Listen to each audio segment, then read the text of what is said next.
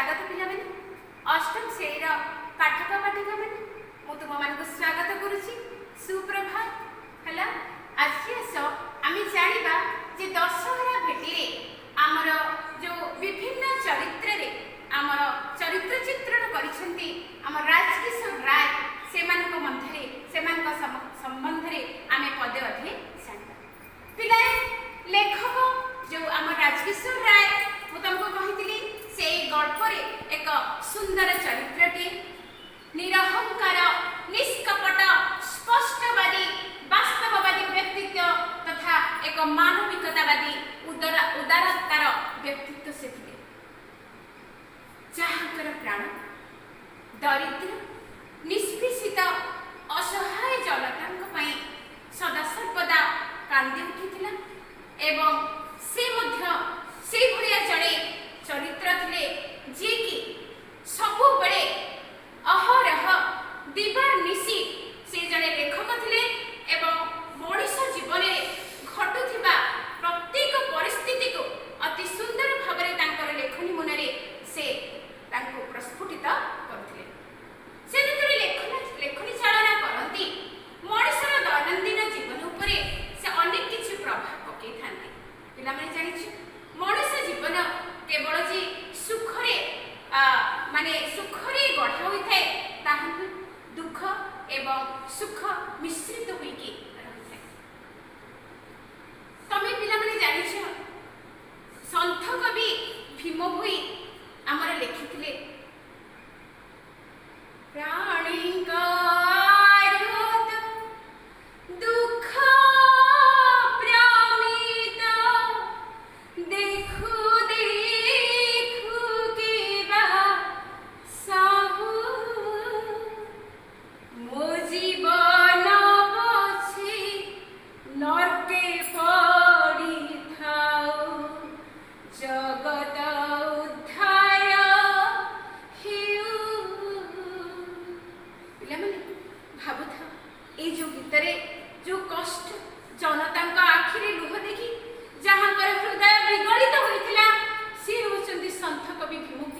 से कहते हे प्रभु मो जीवन पछे नरके पड़ी थाऊ नरकरे घंटी हेकि मु मरी जाए तथापि ए जो जनता ए निष्पेषित जनता ए जो करुणार्द जनता आखिरी लुह मु आदौ देखि परिबी कारण तांकर जो पेटर जो भोक पेटर जो जाला से जोड़ा को मु सह्य करि परिबी नहीं से भले एक स्पष्टवादी मानववादी लेखक थिले हमर काल्पिक राजकिशोर राय से संपूर्ण वास्तववादी आगे मृत्यु जन्म जन्म से मृत्यु मध्य से अमृतर संधान से खोजिकी पाऊन कि जन्म से उठुन आत्महरा मृत्यु एवं जन्म से पूरा संपूर्ण भाव में वास्तववादी थे से छलना कर जान किंतु सुनंदा किए थे सुनंदा थिले लेखकंकर धर्मपत्नी से थिले काव्य कविता रम्य रचनार से जड़े नायिका से आधुनिकतार बशवर्ती होते आधुनिकतार जीवन यापन करने परे से केवल जीवन को सुख स्वच्छंद बीतेवा शिखी से वास्तव ठारू से बहुत दूर थे स्वप्न जीवन को से अतिष्ठ कर रखिते केवल भाव विहण हो उठुते स्वप्न किंतु सुनंदा किंतु लेखक थे सुनंदा चरित्र ठारू संपूर्ण भिन्न लेखक थे सुनंदा स्वामी से सारा जीवन कौन करछंती सुनंदा सुख देवाई खुशी देवाई निज स्वार्थ को से कौन करछंती हरई एवं सुनंदा जे जड़े धनी श्रेणीर बापा माँ संतान थे एवं से सब समय लेखकंकर आशा को पूरण करुले कारण धन पैसा बहुत किछि थिला एवं से देबारे गोटे अहम भाव लुचि रही से अहम भाव को लेखक जेहेतु से जड़े स्त्री सुनंदा स्वामी थे तेणु से सह्य कर कारण से स्वामी थे से सबकि सुनंदा मान अभिमान को बुझी पारुले से जानी पारुले से कौन चाह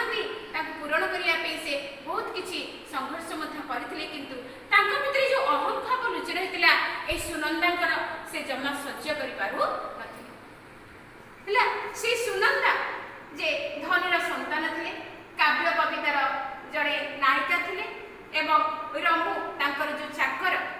जे तांको घरे थिला से जेतेबे चीनी मागी आसीथिला कहा पाई जड़े चीनी मागी पाई आसीथिला सेतेबे सुनंदा तांको रोकठोक मना करी देथिले। से होचंती आमर काव्य कविता प्रेयसी रम्य रचनार नायिका। तेणु से वास्तवता ठार खूब दूर थे किए आमर सुनंदा सतरे जमी सहस्र सहस्र कोशर थे वास्तव जीवन ठार किंतु लेखक वास्तव जीवन सहित अंगांगी भाव में जड़ित थे। दुखी जनता आत्मचित्कार आगे स्वर्गर शोभा विभव तुच्छ थिला हेय थिला। से केवल चाहते निज जीवन को आत्म दरिद्र प्राणर जीवन सहित जीवन आगे से कौन माने निज जीवन को कौन करते ना निज जीवन को उत्सर्ग करने से कौन करते संकल्प करते। एक जान सुनंदा चरित्र कथा लेखक चरित्र कथा तापरे आ गोटे चरित्र जे दुखिया माँ के पिला माने दुखिया माँ होचंती जे अभाव पोषण मध्यरे जीवन सहित लड़ाई करितबा जड़े माँ एक डहल विकल मातृत्व मात्र गोटे मासर छुआ शिशु को से पानी टिके क्षीर टिके दबा पाई मध्य तांको पाखरे किछि नथिला। भाबी पारथ केते दरिद्र ए संसार मध्यरे अछंती से केते कष्ट पाइथिबो गोटे मासर शिशु मुखरे मध्य क्षीर टिके दबा पाई ता पाखरे चीनी नथिला। से पानी रे चीनी गोलेकी ताको क्षीर बोली ताको भंडौथिला तार छुआ तार शिशु एक मासर शिशु मुखरे दबा पाई। तेणु से लेखकों घर को दौड़ी जाइथिला किछि आशा नहीं किछि भरोसा नहीं कि लेखकों को कहब जे मते टिके चीनी दियो। रमु को देखिछंती रमु को देखिके दुखिया माँ तांको कहिछंती जे मते टिके चीनी दरकार। रमु जेतेबेले घर को जाइछंती एवं ए दुखिया मार एक माने चरित्र को तांगर माने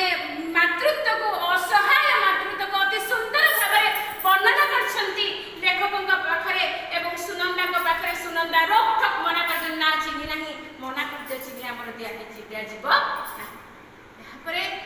रमु चरित्र को आसवा बेटा रमु किए रमु से जो चाकर जे कि सुनंदा लेखकों घरे काम करुला सी दुखिया मार से दुख कष्ट को चरित्र को अति पाखर अति निकट देखी एवं तार जो असहाय मातृत्व को से मापी नहीं ता आखिरे। तेणु से जाई वर्णना करुला कहा पाखरे लेखकों पाखरे लेखक कहिथिले जे रमु चीनी नहीं किना ताको दुखिया माँ को दे आस। एठु पिला माने बुझी परथबो लेखक एवं सुनंदा मध्य पार्थक्य। हाँ पर से बुझी पाइछि जेतेबेले जीवनर वास्तव चरित्र सहित से भेट होइछंती जेतेबेले विजय दशमी दिन से बुली आइछंती भेटी उपहार किनबा पई जेतेबेले वास्तव आखिरे देखिछंती से मागंता पिलार जो करुण कहानी जो लोमहर्षणकारी कहानी जो हृदय विदारक दृश्य तांको मनेरे रेखापात करिछि तांको हृदय रे आलोकपात करिछि सेतेबेले तांकर निष्ठुर हृदय कारुण्य रे परिवर्तन हो जाइए जेमिति के लगी सतरे उदारतार एक शीतलतार एक सेवा ममतार एक सुंदर नईटे से प्रवाहित होइछि माँ सुनंदा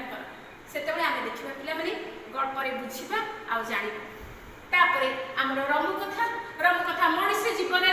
दुख सुख हानि लाभर गोटे वास्तव चित्र प्रदान करिबारे सिद्ध हस्त होइतिला आमर के रमु। तेणु रमु को लेखक आनिछंती कोठी को ना निजर गल्प मध्य को गोटे सुंदर चरित्र रे ताकू चरित्र प्रदान करछंती रमु। पिला आसीबा तापरे आसीबा आमे भिखारी पिला मागंता पिला भिखारी पिला मागंता की जे मागुथिला पिला जानि छ तो जो कष्ट दिन को दी ओळा दी मुठा खाई पारु नथबा गोटे भिखारी पिला ता पेटर भोक से सज्जा करि पाइ नथिला। छोटिया पिलाटी से कौन करिवो ताको बहुत भोक लागुची तेणु से कौन करिथिला ताकू मुंडटा थिला तार हांडी भली पिलाए ता मुंडटा केमती थिला हांडी भली आउ पेटटा असंभव भाबरे फुली जाइथिला आउ आखि कोरडरे पसी हेइथिला आउ गालर ई जो हनुहाड़ दीटा मुंड खपुरी ठारू आठ आंगुड़ी कौन करथिला ना आगो को बाहरी पड़थिला ता शरीर अवस्था तमे एथरो अनुमान करि परथो पिला माने को भलिया थिला हैला आखि दुईटी कोरडरे पसी हेइथिला केमती देखा जाउथो भोकर ज्वालारे से अतिष्ठ हो जाइथिला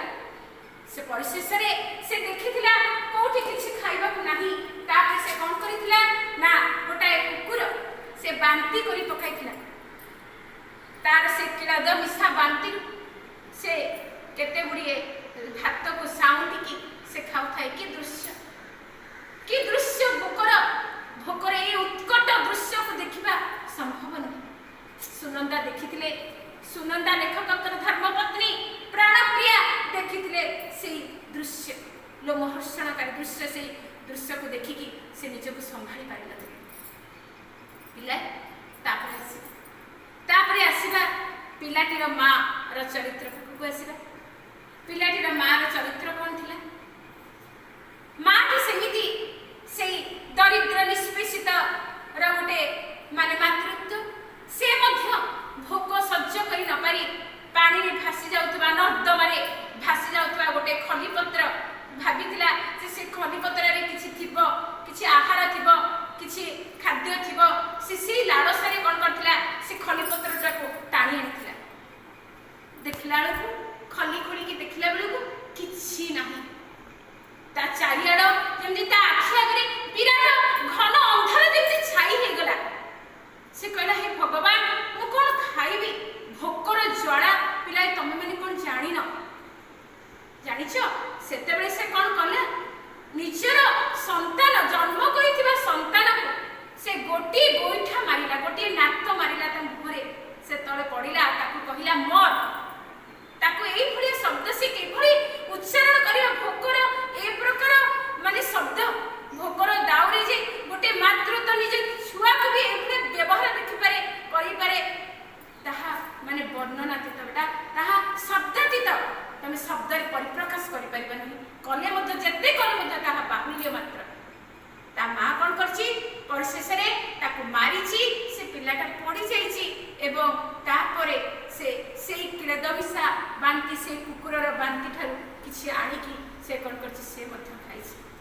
केते कष्ट लागिथिबो बेटा तमे निजे अनुमान करि पारथो तापरे आमे जिबा सेवक पाखो सेवक किए जे निखिल सब संस्कार समितिर जने सदस्य सी आछंती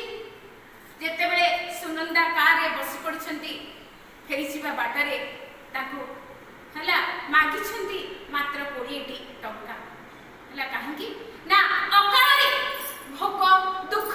दुर्विपाक रे अकाल रे झरी पड़ुतबा ए मनुष्य समाज विषय रे से गोटे सुंदर उदाहरण दैछंती एवं लोक केमिति अकाल रे झरी पड़ुछंती से कथा से सुनंदा को जणैछंती सुनंदांकर आगरु तो पूर्वरु ए मागंता भिकारी पिला आ पिलाटीर मार एई जो चरित्र देखि सारला परे तांकर करुण कहानी देखि सारला परे तांको हृदय आ माने कठोरतारे आ नाही से पूरा परि तरळी जाईछि से पूरा भांगी पड़िछंती एवं निजर उपहार पाई मध्य से भूली जाईछंती एई समय तांकर निष्ठुर प्राण मध्य तरळी जाईछि तापरे परे से निखिल सब संस्कारर समितिर जड़े सेवकंकर जो ए करुण कहानी शुणी भोकर दाउरे केमिति मरी जाउछंती लोक एया शुणिकी तांको मन भी कोन हिची ना दुखरे व्यमान होई पड़िछि से कांदी छंती एवं 20 टंका बाहर करिकी तांको से सब संस्कार र सेवक को दान दिछु पिला ए सब होछि हमर चरित्र से सुंदर चरित्र गुलिक आम दशहरा भेटी अति सुंदर मनोरम शैली आमर चरित्र चित्रण करिसेंती आमर गांधिक राजकिशोर राय जड़े अनवद्य श्रेष्ठ हला से होचंती कौन कौन प्रथमे होचंती लेखक तापरे होचंती सुनंदा तापरे होचंती दुखियार मां तापरे होचंती रमु तापरे होची भिकारी पिला मागंता तापरे होची पिलाटीर परिशेष सेवक पिलाए आज एति काली पुणी से गल्प भितर को प्रवेश करी गल्पटी पाठ करवा आज एति